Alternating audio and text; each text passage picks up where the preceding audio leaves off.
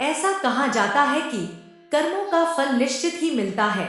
आपने अगर जैसे कर्म किए हैं तो आपको उसी के हिसाब से फल भी मिलेगा।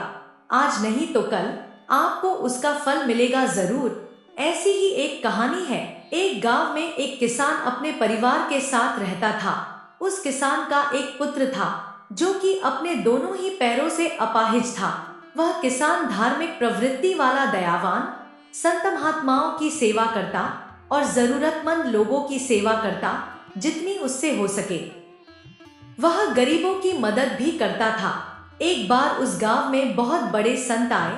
जब किसान को यह बात पता चली कि उसके गांव में संत आए हैं तो वह बहुत खुश हुआ। वह वहां गया। यहाँ संत महात्मा ठहरे थे। उसने उनकी बहुत सेवा की। संत महात्माओं की सेवा करते करते बहुत दिन बीत गए। किसान के मन में आया कि हम लोगों की इतनी सेवा करते हैं, हमारी इस सेवा में कौन सी कमी रह गई? जो हमारे बच्चे के साथ ऐसा क्या हुआ जो वह अपाहिज पैदा हुआ? इसमें इसका क्या दोष था?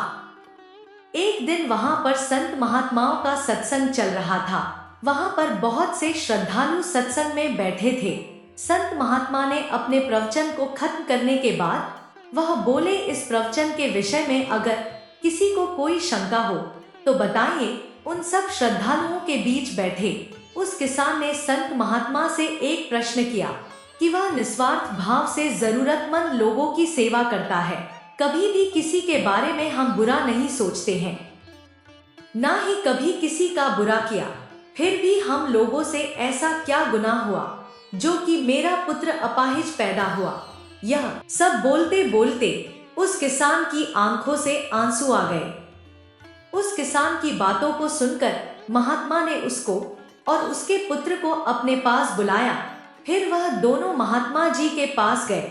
महात्मा जी ने उसके पुत्र को देखा और देखकर बोले कि तुमने यह प्रश्न किया है तो इसको ध्यान से सुनो।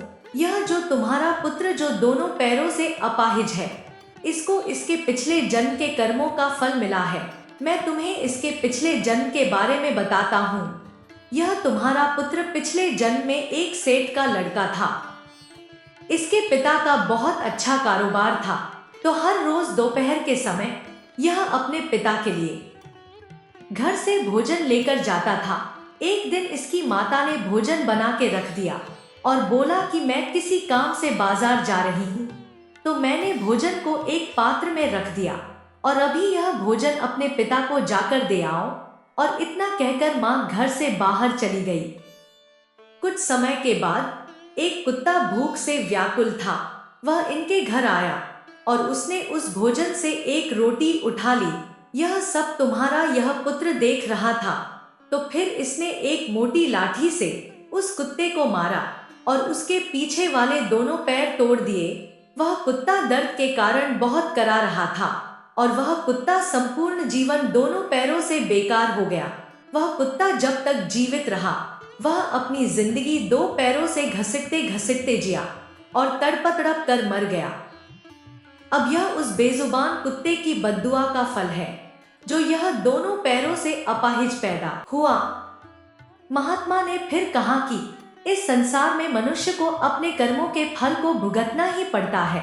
अगर मनुष्य किसी को भी नुकसान पहुंचाता है, बेजुबान जानवरों पर अत्याचार करता है, दीन दुखियों को परेशान करता है, तो उसका फल उसे अवश्य मिलता है। जो कर्मों का बाण उसने चलाया है वह बाण वापस आएगा जरूर। थोड़ा समय लगेगा पर कर्मों का बाण आएगा जरूर। इस जन्म में नहीं तो अगले जन्म में उसे उसके कर्मों का फल मिलता जरूर है। इसीलिए मनुष्य को कोई भी काम सोच समझकर करना चाहिए। कोई भी इंसान अपने कर्म फल से बच नहीं सकता। इसीलिए मनुष्य योनि में जन्म को कर्मी योनि कहा गया है। अर्थात मनुष्य का जन्म ही अपने कर्मों को सुधारने एवं पुण्य कर्मों को करने और सांसारिक जीवन के साथ ईश्वर की भक्ति करने के लिए माना गया है। मनुष्य अपने दिनचर्या में जो भी काम करता है वह पहले से ही उसके कर्मों में लिखा होता है कि इसको क्या मिलना है।